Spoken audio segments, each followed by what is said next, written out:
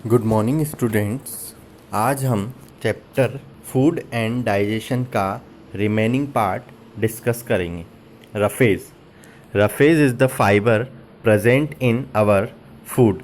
Roughage एक तरह से फाइबर होता है, डाइट्री फाइबर होता है जो हमारे फूड में प्रेजेंट होता है। मतलब जो रफेज होता है वो जो हमारा भोजन जो हम करते हैं उसमें इस तरह का फाइबर होता है जो हमारी डाइट को या हमारे भोजन को अच्छी तरह से डाइजेस्ट करवा सके या हमारे भोजन को पचा सके, उसके लिए यूज़ किया जाता है। It help us retaining the water in the food eaten and getting rid of waste. यानी ये हमारे भोजन को पानी बनाता है, पानी में चेंज करवाता है जो भोजन हम ले रहे हैं, और हमारा जो अनडाइजेस्टेड वेस्ट होता है या जो हमारे शरीर के अंदर जो कचरा हो जाता है, जो भोजन पच नहीं पाता है, उसको पचाने के लिए बहुत एसेंशियल होता है, बहुत ज़रूरी होता है। सभी प्रकार के जो सलाद होते हैं वो रफेज में काम में लिए जाते हैं। फॉर एग्ज़ाम्पल जैसे रफेज में गुआवा है, एप्पल्स है, पियर है, लीफी वेजिटेबल्स हैं, ये सभी इसके सोर्सेज होते हैं या स्रोत होते हैं। गुआवा मीन्स अमरूद, एप्पल्स सेवफल, पियर नाशपाती, लीफी वेजिटेबल्स एवं जो सभी पत्तेदार जो सब्जियां होती है, हरी सब्जियां जिसे कहा जाता है, ये सभी सोर्सेज होते हैं। Water. Almost 3/4 of our body is made up of water. Water helps, यानी जो हमारी बॉडी होती है, जो हमारा शरीर होता है, वो 75% जो होता है वो पानी का बना हुआ होता है। Water is essential for our body. और हम सब जानते हैं कि जो वाटर होता है, जो पानी होता है, हमारी बॉडी के लिए बहुत ज़्यादा ज़रूरी होता है, क्योंकि बिना पानी के हम 1 मिनट नहीं रह सकते। हमारी बहुत सारी ऐसी क्रियाएं होती है जो वाटर की वजह से ही हमको फुलफ़िल करनी पड़ती है, जैसे रेस्पिरेशन है, एक्सक्रिएशन है। तो ये इस तरह की जो इंटरनल एक्टिविटीज़ होती है, ये वाटर के बिना संपादित नहीं हो सकती या पानी के बिना संपादित नहीं हो सकती। तो इन सभी क्रियाओं में हमको पानी की ज़रूरत होती है, और इसके लिए ही हमें ज़्यादा से ज़्यादा पानी पीना पड़ता है। एक बार तो हम खाना खाए रह सकते हैं, पर पानी के बिना नहीं रह सकते। तो इसलिए वाटर जो होता है वह हमारे लिए बहुत ज़्यादा एसेंशियल होता है। किन किन चीज़ों में हमारी सहायता करता है? फर्स्ट है इन डाइजेस्टिंग फूड, यानी जो फूड होता है, जो भोजन होता है, उसको डाइजेस्ट करने के लिए हमें वाटर सहायता करता है, यानी जो भोजन को पचाने का काम करता है। In getting rid of waste, हमारी जो बॉडी के अंदर जो भोजन हम गेन कर रहे हैं या ले रहे हैं, उसमें हम जब उस भोजन को लेते हैं तो हमारे शरीर के अंदर अनडाइजेस्टेड वेस्ट बच जाता है। उसको बाहर निकालने के लिए, उस कचरे को बाहर निकालने के लिए हमारी सहायता करता है। In regulating our body temperature, हमारा जो बॉडी टेम्परेचर होता है, जो हमारे शरीर का तापमान होता है, उसको मेंटेन करने के लिए पानी का यूज़ किया जाता है या वाटर का यूज़ किया जाता है। We need to drink 6 to 8 glasses of water every day, यानी हमें प्रतिदिन 6 से 8 गिलास पानी पीना चाहिए, जो हमारे लिए बहुत आवश्यक होता है। Our body losses water in the form of urine, sweat and water vapour, हमारी जो बॉडी होती है या जो हमारा शरीर होता है वो पानी का उसमें से लॉस होता है, या जो हमारा शरीर है वो पानी को त्यागती है। किस फॉर्म में? यूरिन। यूरिन का मतलब जो मूत्र होता है, उसके रूप में जो पानी होता है वो हमारे शरीर से बाहर निकलता है, स्वेट पसीने के रूप में, एंड वाटर वेपर, और जो एक तरह से भाप होती है। जब हम रेस्पिरेशन सिस्टम करते हैं या रेस्पिरेशन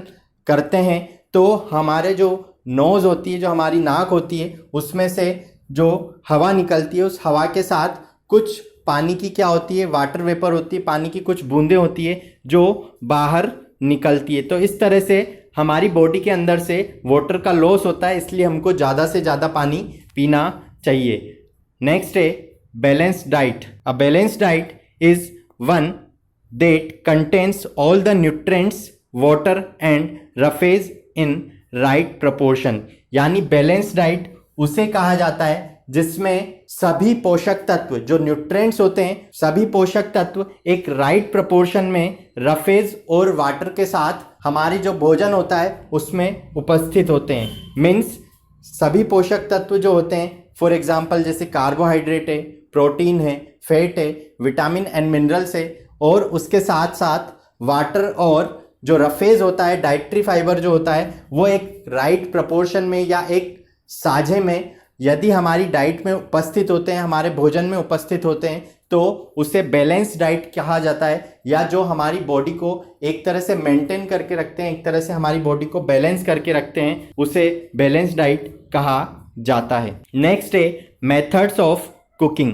कुकिंग के कौन कौन से मेथड्स हो सकते हैं, जैसे बेकिंग है। बेकिंग का मतलब होता है कि पकाना, यानी हम किसी भी चीज़ को पकाते हैं। फ्राइंग, किसी भी चीज़ को तलना, हम ऑयल में किसी चीज़ को फ्राई करते हैं तो वो कहलाता है frying.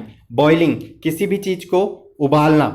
And steaming are methods use to cook food. और स्टीमिंग जो होती है, जैसे कोई वाटर है, वाटर को अपन उबालते हैं और उसमें फिर कोई चीज़ रखते हैं जिससे कि वो पूरी तरह से पक जाती है, तो उसे स्टीमिंग कहा जाता है। एक तरह से भाप में उसको रखकर उबालना। Are method use to cook food, यानी ये सारे मेथड्स होते हैं जिसके द्वारा हम जो भोजन होता है या जो फूड होता है उसको एक तरह से पका सकते हैं या बना सकते हैं। Food preservation. Food preservation is the method of protecting food from getting spoiled. यानी जो फूड प्रिजर्वेशन होता है वो एक तरह से एक मेथड होता है, एक प्रोसेस होता है जिसमें कि जो हमारा भोजन होता है उसको प्रोटेक्ट करके रखा जा सकता है, उसको सुरक्षित रखा जा सकता है। मीन्स वो खराब ना हो, तो खराब होने से बचाने के लिए हमको फूड को प्रिजर्व करना होता है, फूड को सुरक्षित रखना होता है, और उसको ही फूड प्रिजर्वेशन कहा जाता है। Preserve food can be used for longer time. और जो प्रिजर्व फूड होता है उसको एक लंबे समय तक अपन काम में ले सकते हैं। और प्रिजर्व के लिए हम जैसे रेफ्रिजरेटर का इस्तेमाल करते हैं, फ्रिज का इस्तेमाल करते हैं, जिससे कि जो हमारा फूड होता है, हम जो सब्जियां होती है, उसके अलावा जो हमारा मिल्क होता है, और भी बहुत सारे फूड के ऐसे आइटम्स होते हैं, इंग्रेडिएंट्स होते हैं, जिनको हम उसमें रख देते हैं जिससे कि वो खराब होने से बच जाता है। नेक्स्ट है digestion. Digestion is the process of breaking down food into simple soluble form that the body can use. यानी जो डाइजेशन होता है, जो पाचन होता है, वो एक तरह से प्रोसेस होता है जिसमें जो भी फूड हम गेन कर रहे हैं या ऑब्टेन कर रहे हैं, वो फूड सिंपल सॉल्युबल फॉर्म में टूट जाता है, ब्रेक डाउन हो जाता है, एक स्टार्च के रूप में टूट जाता है, ग्लूकोज के रूप में टूट जाता है, और वो सॉल्युबल हो जाता है, हमारी बॉडी के अंदर जाके वो मिक्स हो जाता है। हमारी बॉडी के अंदर कुछ ऐसे जूस बनते हैं जिसके द्वारा वो हमारे भोजन को पूरी तरह से डाइजेस्ट कर देते हैं, पचा देते हैं, और उसे ही डाइजेशन कहा जाता है। The various steps involve in the process of digestion. जो डाइजेशन होता है उसमें बहुत सारी स्टेप्स इन्वॉल्व की गई है या काम में ली गई है, जो निम्न है। फर्स्ट है माउथ।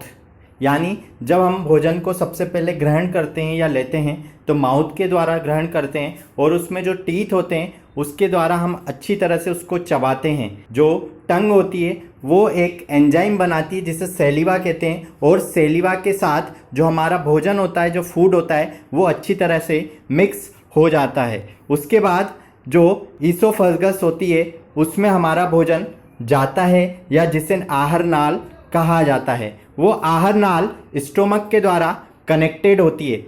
स्टोमक एक तरह से बैग होता है, एक तरह से एक थैला होता है, जिसमें जो भोजन होता है वो स्टोर होने के काम में आता है, या जो भोजन होता है वो वहाँ पे इकट्ठा होता है। और फिर उसके बाद जो स्टोमक होता है वो स्मॉल इंटेस्टाइन से अटैच्ड होता है या कनेक्टेड होता है। स्मॉल इंटेस्टाइन में लीवर और पैनक्रियाज होते हैं, जो हमारे जो फूड होता है उसको डाइजेस्ट करने का काम करते हैं। उसमें से कुछ ऐसे जूस जनरेट होते हैं जो हमारे भोजन को पचाने का काम करते हैं। जो फूड डाइजेस्ट हो जाता है वो तो ग्लूकोज में या स्टार्च में कन्वर्ट हो जाता है, और ग्लूकोज स्टार्च में कन्वर्ट होने के बाद वो ब्लड सेल्स में चेंज हो जाता है या कन्वर्ट हो जाता है, या उसकी ब्लड सेल्स बन जाती है या रुधिर कोशिकाएं बन जाती है। और जो अनडाइजेस्टेड वेस्ट होता है या अनडाइजेस्टेड फूड होता है वो हमारी जो लार्ज इंटेस्टाइन होती है, जो बड़ी आंत होती है, उसमें चला जाता है, और वहाँ पे वो इकट्ठा